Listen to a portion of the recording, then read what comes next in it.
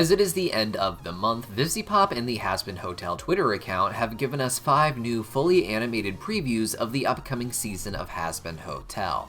Today we're going to break them all down as well as take a look at the earlier previews to get a good idea of what is actually going on in the first new episode or perhaps the first few episodes of the season. My name's Deepcut, hit that subscribe button and let's jump into it. My favorite GIF to start is this one introducing Adam, the first human turned angel, now in full motion. Beside him, just like in his promo art, is the character Lute, kind of Adam's second in command. Adam is known as the leader of the exterminators, who appears to elsewise be an entirely female army serving under Adam. This is of course a reference to how in the myth of Lilith, she was kicked out of the Garden of Eden for not being subservient to Adam as his first wife, and thus Eve was created from Adam's rib to serve under Adam instead. In the promo art, Adam felt a bit odd to me, but the promo arts, while cool, aren't a great example of how VivziePop style works in motion, and here we can see that Adam, as well as the Exorcist Lute, look absolutely awesome in motion, and I look forward to seeing more of that. Years ago, VivziePop had teased that we would get to see Heaven as early as episode 2 or 3 of the series, but this appears to still be in the Pride Ring, as we can see from the red sky, so it may just be episode 1 of the show. Episode 2 may go to Heaven because episode 1 ends with Adam and Lute returning there perhaps. The pilot did a good job of introducing us to all of the characters of the upcoming series, but the new series essentially has to do that all again with its first episode, just as Helluva Boss reintroduced itself with episode 1 despite not being much different from the pilot.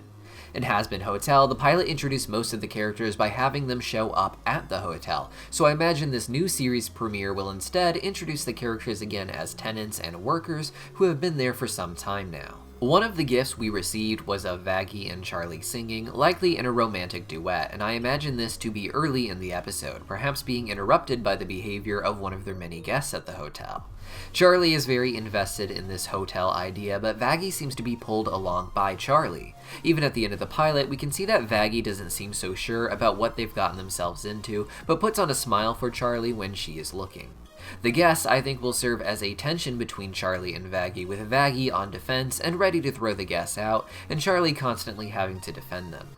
Most of the episode will be Vaggie complaining about the characters as they are reintroduced, and Charlie defending them and even coming to their rescue. In a GIF featuring Angel Dust, we see him dancing, this time in a different location from the previous GIF, though both may still be from the same episode.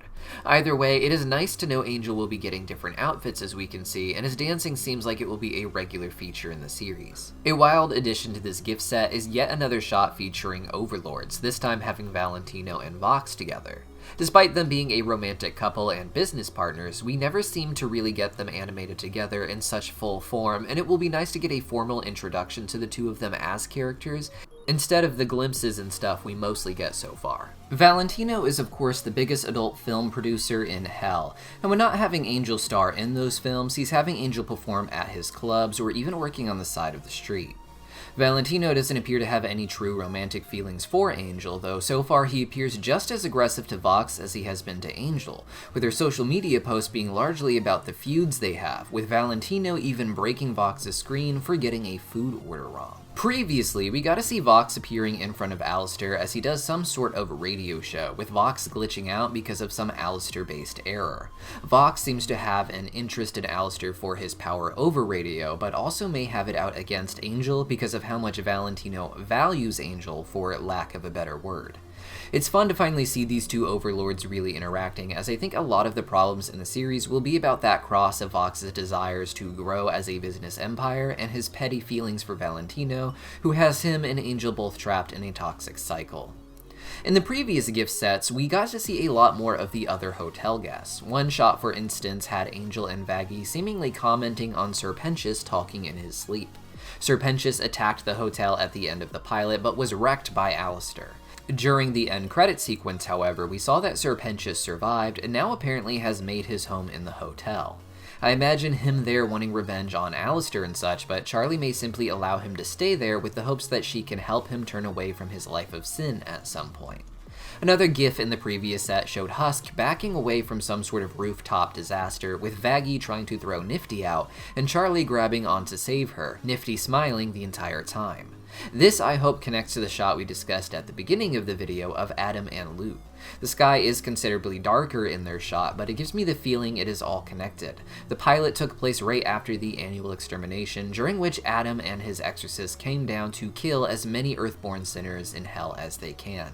This is done supposedly because of Hell's overpopulation issues, but with Adam being the father of all humanity, these are his descendants here in Hell that he is exterminating. Part of this seems to be motivated by Adam's desire to punish his descendants. His crazed smile gives the vibe that he enjoys punishing anyone he sees as below him, not just women as we've discussed earlier, but even his children. If he found out about the Happy Hotel, he may have decided that he needs to take care of it specifically, coming down to see it for himself and perhaps getting to something of a battle. Nifty then could be thrown by Vaggie, who Adam is demanding as some sort of sacrifice after blowing up so many buildings surrounding them, as we can see in the background.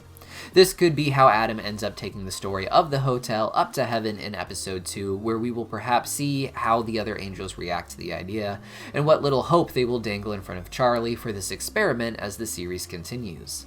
This would be a great way to reintroduce the plot of the annual extermination without having to show it to us again, though that may also be the case.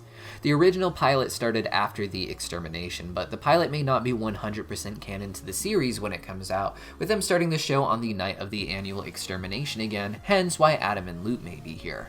It could also have been a full year since the story of the pilot took place, with the series picking up with the characters already in their norm a year into trying to make this work.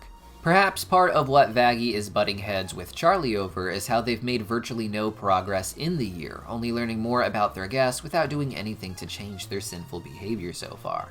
These are just theories, however, and the gifts may be a lot more unrelated than they look.